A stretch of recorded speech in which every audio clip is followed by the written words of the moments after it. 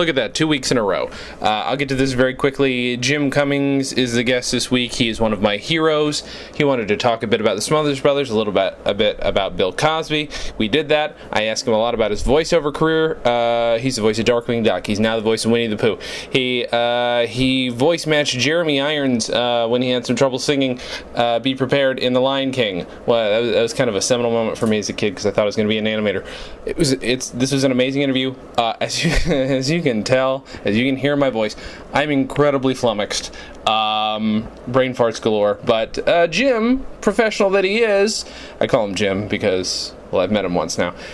He really saves the day, as usual, as Darkwing Duck would. This is just an amazing time for me. I hope it's as amazing to listen to. It's at the very least great to listen to him do voices, which I did not ask him to do. He did of his own volition. It was just an amazing time. So enjoy this episode, and thanks for listening. Subscribe if you would, etc., etc.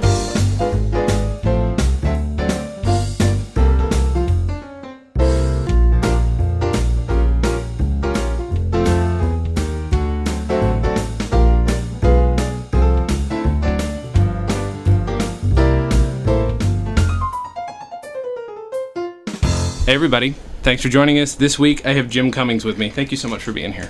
My pleasure. This is amazing. Obviously no trouble getting here, so, Piece of cake. At least I don't have to apologize for anything.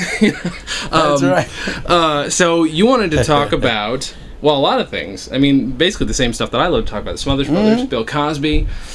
I still love those guys. Is there one comedy album that maybe stuck out as the first time you listened to something and it just really just stuck with you and you had to listen to it on repeat? Well, it's probably boy, I don't know. It could have been the Smothers Brothers or Bill Cosby, but they were neck and neck. I had just about everything that there was. I mean, I knew all about Fat Albert and Old Weird Harold way before they were cartoon characters. Yeah. So they were guys that I couldn't believe I didn't live in that magical neighborhood. Right. I wanted to play Buck. I wanted to know everything. And then the Smothers Brothers, I wanted to have a chicken who could go hiking named Frank. Right. And Mom always liked everybody better than me. And so these guys were there for me, man. And there was one that I wasn't allowed to listen to. And I want to say it was a guy named Johnny Atlas. And it was something really ridiculous. And then when I got older, then of course there was, the great Rudy Ray Moore, who was there died for our sins, probably. Dolomite, lickety split, and no, I can't finish that rhyme. So yes, got it's what are you gonna do? I have to assume as a voice actor you were repeating out loud, or no? Am I mistaken? What the jokes and all the stuff there? Jokes, voices? Yeah, a little bit. Yeah, I was just the obnoxious kid that always had something to say, even if he didn't have something to say. Of course. So, but I'm digging your collection here. I got to tell you, Jason. I see you got a lot of the goodies here. I've even forgot the album covers. Mm-hmm. It's kind of amazing. But it's one of those things that's gone by the wayside. I mean, I have a ton piled in the back in this closet right now. I just realized I should have brought them out so we could see if there's one particular. Is there a Smothers Brother? I mean, you mentioned Live at the Purple Onion was one that you. That one, and I had that one, and I had the one where they were on the cover. Gosh, what were they doing? It was Mom Always Liked You Best, and Frank, I believe, was on the cover. Right. And that one there. That's the one. There we go. It's extra good. Do you Frank the hiking chicken? Do you miss having vinyl, or does it matter to you? I still have all my vinyl. Yeah. So, but what I don't have is a turntable. But you know what? That's okay. I can still get that. That's a heck of a lot easier to get than the records themselves. It's true, especially if you want to get them in good shape. Because usually they're in a pile somewhere collecting dust. Because people don't really value comedy albums. Yeah. Well, I do. Pull my finger. See? There's perfect. Comedy right there. 100%. We could sell that for $1 on iTunes. I'll tell you. Yes, indeed. Do you... I'm trying very hard to avoid the typical questions to ask of a voice actor, so please forgive me. But I'm going to remind anybody out there, if you don't know, you should hate yourself. But you're the voice. Yes, by all means. You were the voice of Darkwing Duck. Just step into the the danger zone and remove yourself for the rest of us. I mean, going back to Transformers, right? That was one of the first things you did, right? The very first animated thing I did was a show called The Visionaries. Okay. And it was a howling success. We must have made it 4 or 5 of them. And no, I think we did the whole 13. But it was great because Jonathan Harris was on the show. William, and Peter Cullen, the bodacious and nefarious, gregarious Optimus Prime himself, the great. And I mean, gosh, Neil Ross, Bo Weaver, Hal Rail. Oh, yeah. I better shut up because I'm going to forget a few. Chris Latta, he was a Transformer. Okay.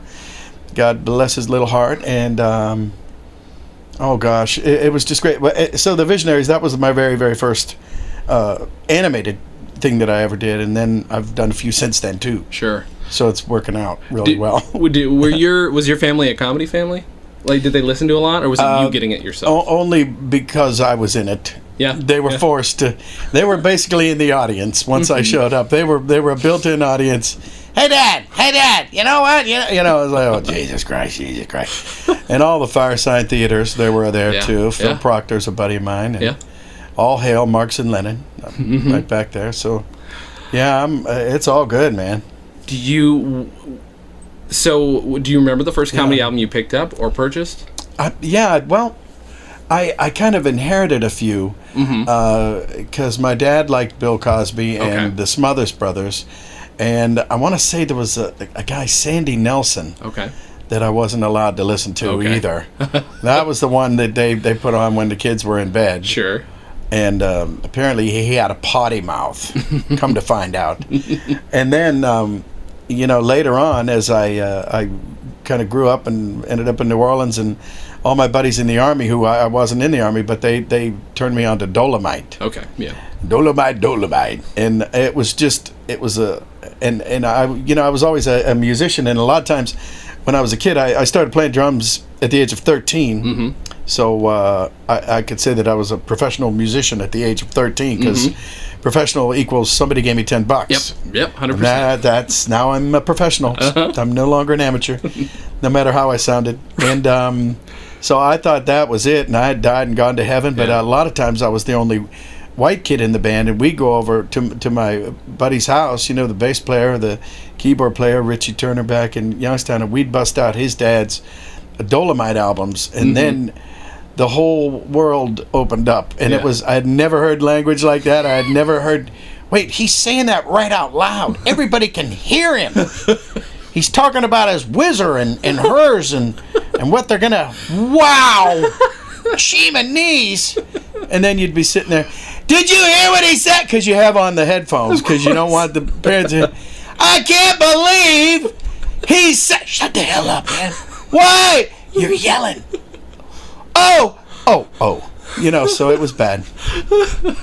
And I started out as a child. Right. And I think Bill Cosby's Noah skit was a little better than Russell Crowe's. Yeah. From what I'm sticking with Cosby. Yeah.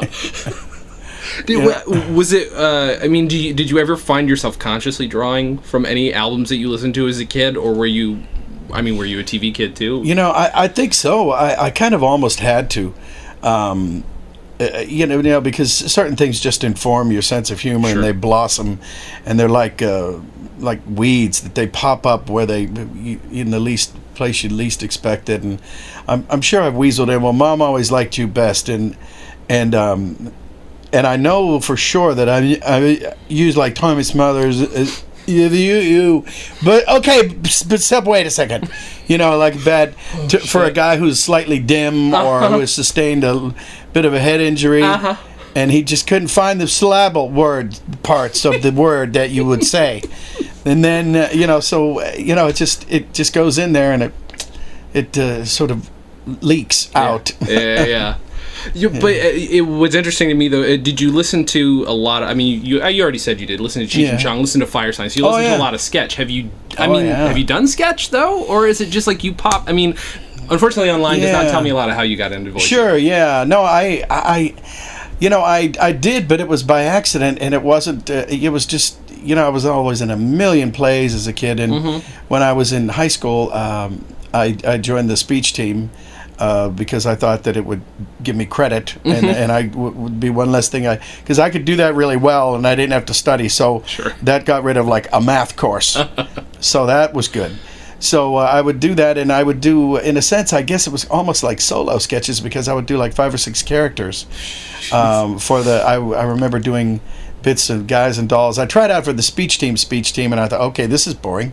And if I enjoy something, I'm good at it. If I don't enjoy it, I don't even care to try. 100%. Because I'm, incredibly mature, and so that's where it landed for me, and I ended up doing that, and so I was doing sketch all by myself, not even knowing that I was preparing for my career downstream. Of course. Doing the sketches from bits from Guys and Dolls, and even one Green Pastures and No Time for Sergeants, and these are all like really old things that they would let you do in Catholic school. I mean, they were like ancient when I was doing them, and now it's really doubly ancient. And but it was just a lot of fun, and then within the plays that I was in, I was always when I was a kid, I didn't want to be the 12-year-old prince. I'd rather be the wizard who was in there doing something crazy, or the bad guy who was sneaking around and doing. It was just more fun, and it was a bigger stretch. Sure. And so combine that with all the shows that I've done over the years. And a lot of times I have to say, animation. A lot of times I'm really blessed and honored that I know that I am getting hired to, in a sense, punch up the script, if you will. Yeah. Because a lot of times, I don't ever say what they write anyway. So I think I finally just beat the industry down. All right, Christ, hire him. Well, we'll give him an outline. He'll come up with something. If we like it, we'll keep it. If we don't, we'll just make him say what we said. And so, there was a certain element of the improv or the sketch, if you will, in that. Yeah. And so I don't even remember the question, but I started out as a child, not unlike Bill Cosby. Don't get me wrong, I forgot my question. That's I was just enjoying listening to what you're talking about. That's good.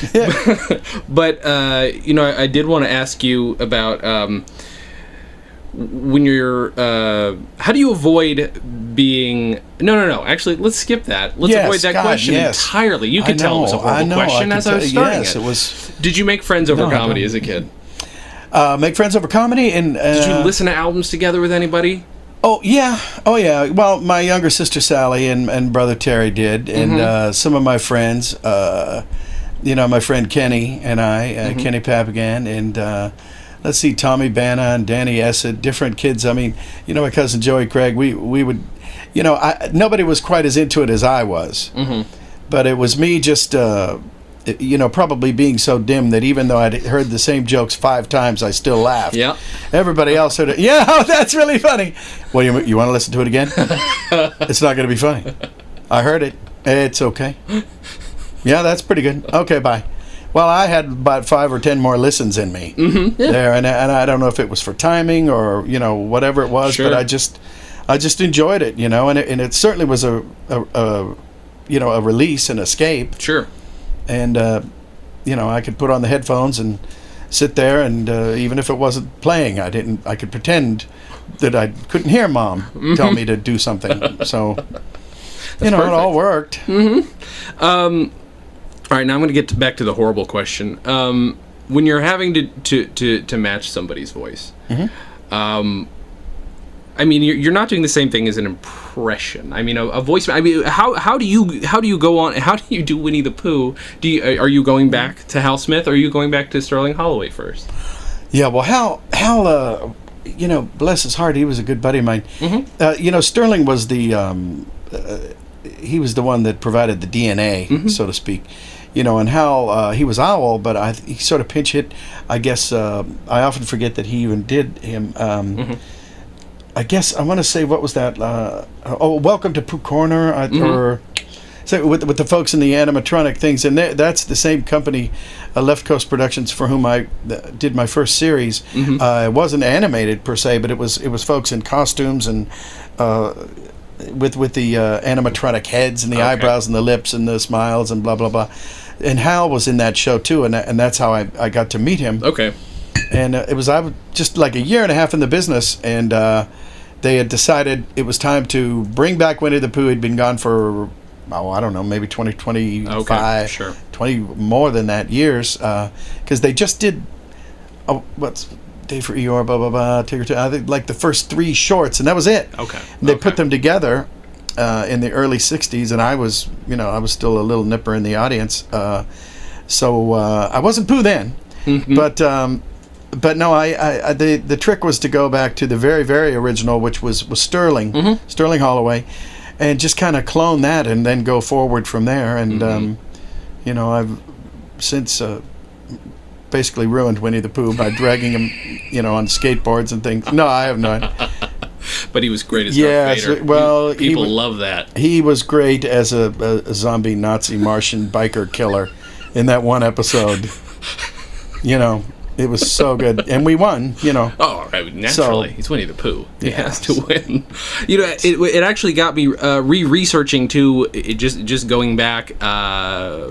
There are 4 English language Winnie the Poohs, and the original who did the BBC one was purportedly also the voice of Winston Churchill. Was it? Oh, really? There's a rumor. I know exactly. Yeah, I know. I've heard that, and he wasn't. I don't know that he was the voice of Pooh per se, but he was a story. He was. I think it was like their official reader of A.A. Milne. Okay. And he would. Pooh went through the 100-acre wood and went over to Piglet's house, and Piglet said, "Hello there, Pooh. I should hope that you will do that." And well, today, oh bother. There was Piglet, and he would literally go with a straight face and never break a smile, and that was Piglet when he went. Piglet said, and I thought, wow, that's interesting. Only Piglet gets any type of a sing. He didn't vary his voice much, right? But I had heard it because God, it has to be like 15 years ago. Somebody said, "Did you ever hear this?" And there's this guy. Well, meanwhile, back in the 100-acre wood, Piglet went by the house and said, "Pooh, would you like?" And I can't. Every time I'm going, "What the hell?" I mean, does Tigger come by and go boing? Or does Pooh come by and go, oh bother? I mean, I don't know. It was just so weird. Yeah. But I don't. Basically, that guy doesn't count as far as I'm concerned. No, 100%. He wasn't doing 100%. 100%. He was reading. Anybody can read and go, and that's so. I just did it now. See, so I'm not lying. But of course there was Sterling. He was the late great, and of course Hal Smith is as well. And I have to tell you that people always say, well, did you meet him? Did you meet him? No, I never did. Sterling Holloway. I never did. A friend of mine, Tony Medeiros, he was an engineer, and toward the end of Sterling's career, he had occasion to be doing a spot for Pinellas Resort down by Disney World, and they thought it would be fun to use Sterling Holloway because he did a lot different narrations. He was for Peter and the Wolf. It was Disney short in the 50s or whenever, 40, I don't know, World War II. Oh yeah, he was a narrator, and he was the stork in Dumbo, which was, I guess, World War II. And what else? Different thing, Cheshire Cat, same. And Ka for Jungle Book. So he got around, and he was always the quirky little shop owner. He was in some of the original Superman TV shows, and he was on Andy Griffith, Mayberry, and he was a character actor. Yeah. And he was in a Huckleberry Finn, as I recall. The Huckleberry Finn show that I'm going to say Harvey Korman and Tim Conway were the the con men that sort of invaded that one little village and took everybody's money. He was in that, and he just sounded like that. He just talked that way. And way before I was in the business, when I just moved to California, and my wife and I at the time were down in Laguna Beach, Laguna Niguel, enjoying it, and we stopped at a hotel diner to eat, and thought we were the only people in there. It was like in the mid-afternoon, lunch was over, and the waitress walks across and says to somebody that we cannot see, "Well, sir, have you decided what you would like to have now?" And we hear this voice, "Yes, I believe I shall have the chowder." And we looked at each other and I went, "Winnie the Pooh!" And I said, "Okay." Yeah, and I was cool, and I got up and pretended to get some sugar off the other table. Of course. And I looked over there, and he looked like an albino crow, bless his heart, and you know, just sitting there, just as delicate as he could be, and I mean, what I was thinking, well, I should go up to him and say, hi. Okay, hi. No, really, hi. It's your, I know, and oh, wow. Hi again, some more. I'm going to leave. And because, what was I going to say? When my little brother, Terry, he's like 9 years younger than me. He was a huge Winnie the Pooh fan from the original movie and way back. And I would say, Pooh is crap, don't you? Winnie the crap, Winnie the crap. It's actually what you're saying. I don't know if you ever thought about that, because I was so mature. Right. And now I'm Winnie the Pooh, as opposed to what I told my brother. Right. But I didn't go up to him. I wish I did. I'm not sure what I would have said, but. Right. It gets me thinking about character actors now. It's based so much on look. I can't think of too many distinct voices. Maybe I'm being ignorant of it right now, but I mean, him and then specific Pat Buttram is another one that pops out. Yeah. I mean, who you were another bullet Douglas. Yeah, I spent a year with him one day, and it was just great. He had more stories. And he would just show up and start going. There was no. You didn't have to worry about getting him out of his shell. We worked together a couple times in regular animation, and then we did Who Framed Roger Rabbit. Right. And he said, "Do you know what give me 6 good men and a buckboard means, and I'll meet you on downtown in the city?" I said, "No, I have no idea what that." "Neither do I. And I must have said that goddamn line 10 times with Gene Autry. And I'd say it, and the next thing I know, I was going off in a buckboard. Nobody knew." And I thought, okay, that's good. But he was such a character. Half the stuff I can't even tell you. Sure. He was very blue. He said, "I walked into the Sportsman's Club and said to the bartender, 'Have you seen Gene Autry?' And he said, 'You're standing on him.'" And the only other one, he said, I was going through Beverly Hills with Phil Harris, and he was driving his Porsche car, and the police pulled him over and said, 'Look here, do you know you're going 90 miles an hour through a residential district?' And Phil looked at him and said, 'Yeah, and I'm drunk, too.'" So he had that going for him. Oh, crap. Yeah, and he wasn't imitating anybody. That was him. Characters were characters, and that was it. And that's mind-blowing. I mean, look at the Disney thing. I particularly enjoyed when they cast Pat as... nobody else was all that British, but it was for the Disney's Adventures of Robin Hood, the animated. Yeah. And he was. I said, when I think of a hard-nosed, hard-boiled British constable, Pat Buttram. Let's get that Buttram fellow. What say you? It'd be amazing if that turned out to be his real voice. That would have been the best thing on the planet. Yeah. I had a couple more questions, but I want to make sure that you're not going to be late here. You have to leave at 4:40, right? Something like that, yeah. That's fine, okay. So we already discussed sort of your early favorite albums. Yes. You seem to be able to find something on the wall forever. You had most of these albums. Is there, do you miss, you have them all, but there is a process of, do you go out of your way to listen to comedy now? Would you go and buy a comedy album that wasn't on vinyl, like online? There's something missing to it for me, but I get a little too nostalgic about this stuff. Yeah, so. No, I'm kind of with you. It's really something. That it's nice to break the cellophane and to smell the plastic, and there's another reason, like the double albums. You could roll things up in the middle of them, and the seeds would fall to the bottom. From what I understood, I'm told that's what I've been told. Sure. And gosh, the last comedy album I think I bought was William F. Buckley. Yeah. Maniac. No, honestly, I can't even think of the last one. The vinyl's just been gone for so long, but I still have them. Sure. Still got them. Do you have... I do. This is a very strange thing. It's going to be more revealing about me than it is about the question or about you. But I do have this memory of... There's a song, Dance Boatman Dance, on a Smothers Brothers album that I once used. You're talking about listening to stuff over and over again. I used it in a loop to get through a very difficult hike once. It was a 5-hour hike. And it was a what, was it? It was a 5-hour hike, and I listened to Dance Boatman Dance. And I was playing it over in my head. That's a crazy person thing to do. But do you ever find yourself like a tick remembering comedy? Oh, sure, yeah, absolutely.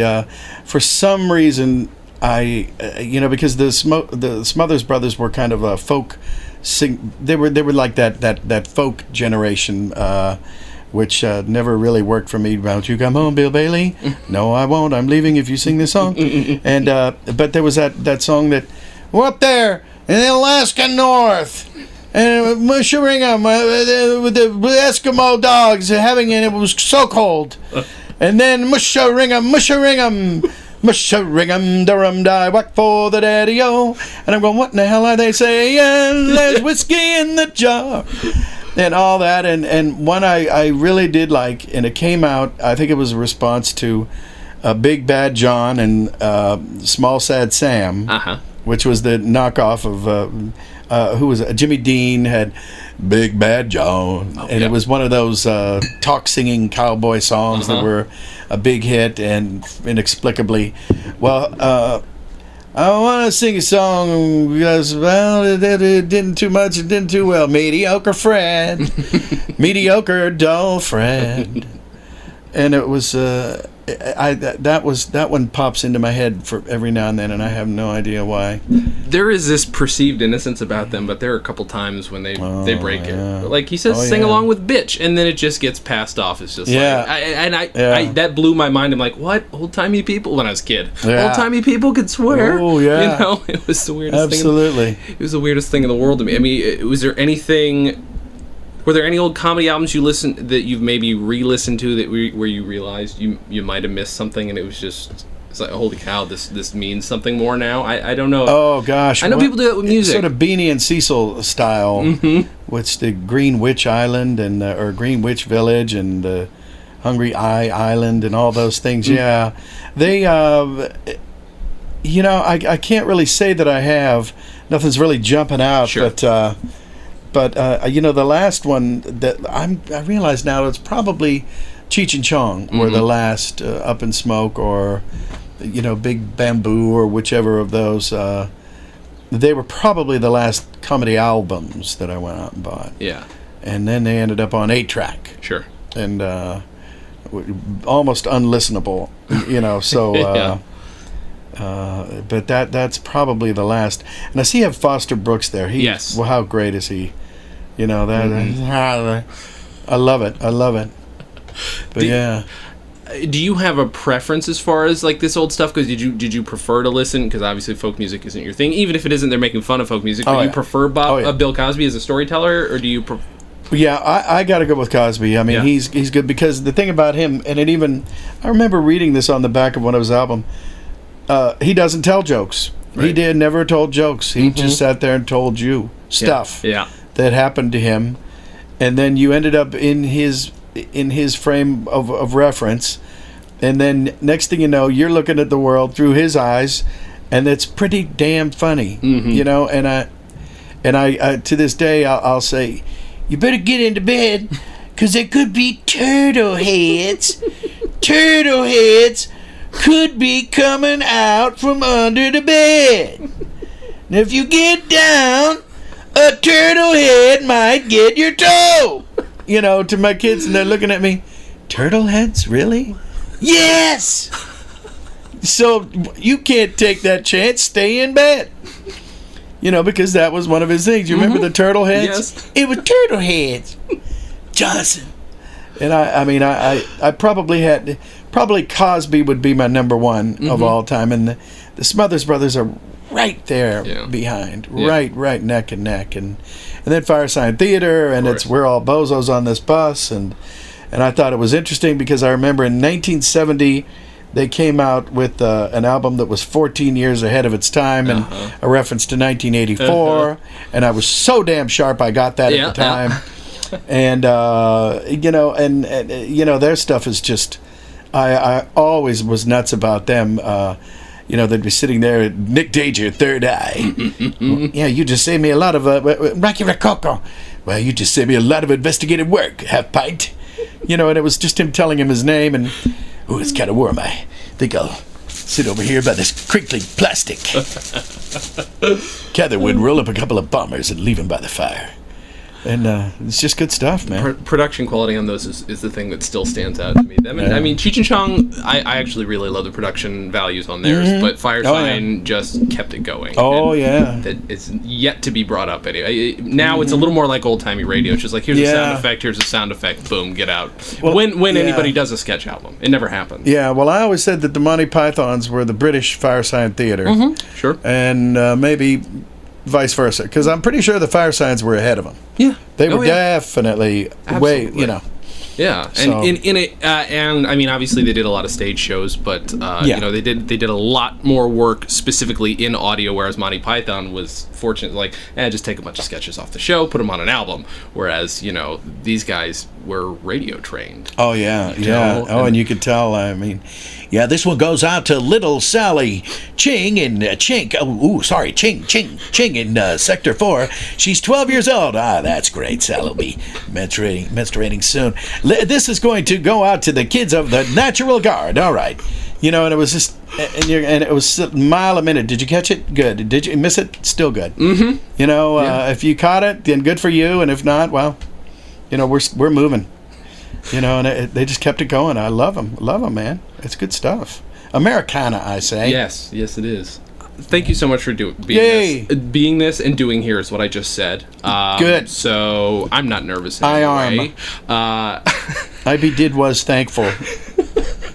Yes, indeed. People can find you on Twitter.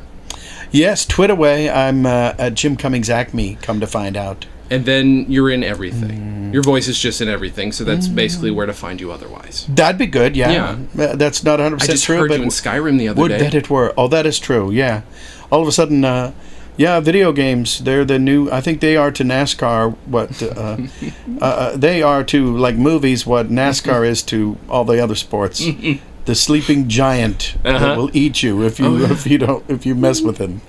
So yeah, I just like it when I hear a voice actor who is actually doing it right in video games, because it used to be 10 years ago it was not good. It was a bad state. It was a bad state in video games. Tom Kane, my buddy, he's a blisteringly talented guy and smart as a whip. He's excuse me, he sent me a link. God, it has to be like 5-6 years ago, but it was the top 10 worst delivery of any lines in any video game.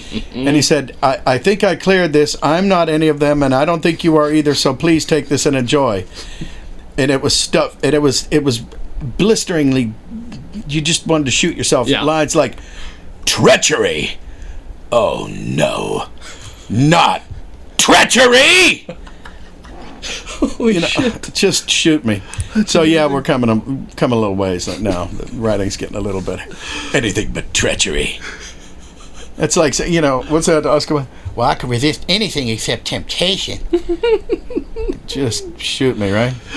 Thank you so much. All right. I'm going to let you go. All right. Thank you again, and everybody, as always, have a good thing. Yes.